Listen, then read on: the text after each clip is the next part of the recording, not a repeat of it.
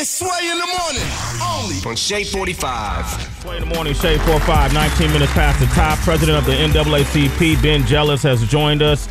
Troy in Philly is on the line as well. He raised a valid point, in terms of Troy. You still there?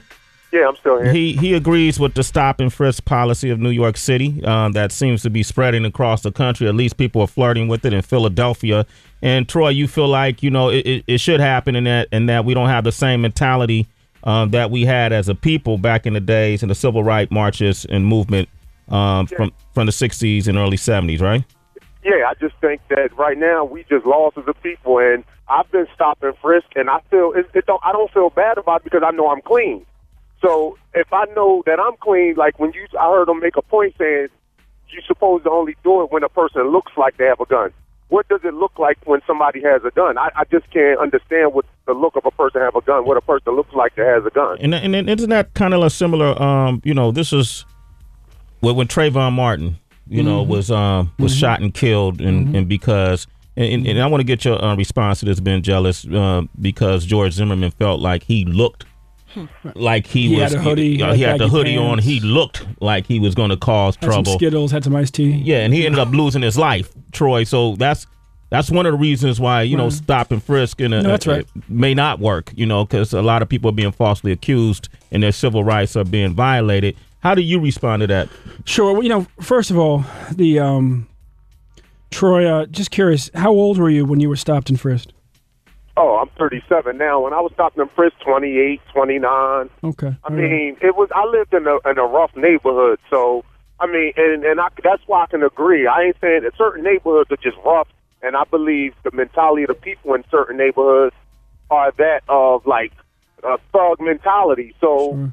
I mean, that's why I could understand the whole. And in Philadelphia, cops get shot. Like, it's not a lot of places in the country. I think the cops do a lot of shootings. If you look up the news, the cop shootings in Philly, a lot of cops get shot in Philadelphia. All right, let's let Mr. Go ahead. Yeah, no, thanks, Wade. Look, this is really about numbers, and it's about how we spend our law enforcement resources. Right now, New York City is taking a needle in the haystack approach. You got about 148,000 young black boys and men between 14 and 24. You have 165,000 stops, a young black man between 14 and 24. One way is to go after people because of their color and just stop all of them and search all of them. And I'll talk about the consequences of that in a second. The other alternatives, you say, you know what, that's a lot of time. And 99.9% of the time, we don't find a gun. 97% of the time, we don't find any weapon at all, like not even a screwdriver or something you could construe as a weapon. 90%, 9 out of 10 folks that we're stopping, we don't even give a ticket to. And say, you know what, if we want to stop these homicides, then let's recognize the fact that the city, unlike Philly, which solves about 7 out of 10 homicides, as I recall, New York City is closer to 1 out of 2. I think the last study was done was 2009. It was like 55%. It was running 10 percentage points below the national average. Let's take that time and let's focus on actually finding the killers, because when you actually invest more time in looking for killers, you find more killers. And as we all know, all of us who spent time in these neighborhoods, I spent every summer in West Baltimore, right, on the set of The Wired. My cousin was shot and killed in the suburbs of Baltimore about 2 weeks before I took this job. He thought he had escaped to a nicer place and was simply mistaken for somebody else and killed around noon in broad daylight in the suburbs. And so the reality is that it's actually a rather small number of people. You're talking about hundreds at tops who are doing the killing, and you can catch them by focusing on them rather than focusing on the 148,000 black kids. The other problem is this. You actually start turning kids towards crime because those ones who actually get stopped, like, if I'm thinking about employing you and I pull up your record and I see that the cops have stopped you 60 times, why would I hire you, right? Yeah. You're not going to hire me, Ben Jealous. Right, you're not going to hire me. I mean, that's the way most folks think. Right? You got a young black guy.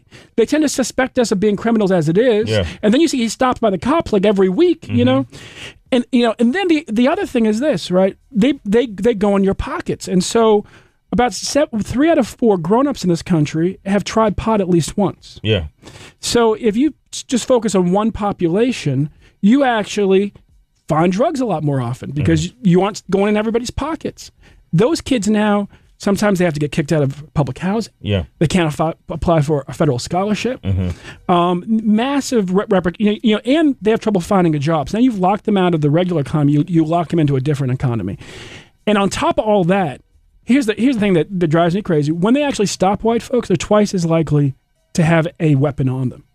So the question is, if you're finding weapons twice as often over there, why are you focused on us? As much. So yes, let's deal with the homicides by going after the killers, not going after every single kid who's black. It's Sway in the morning, only on Shade 45.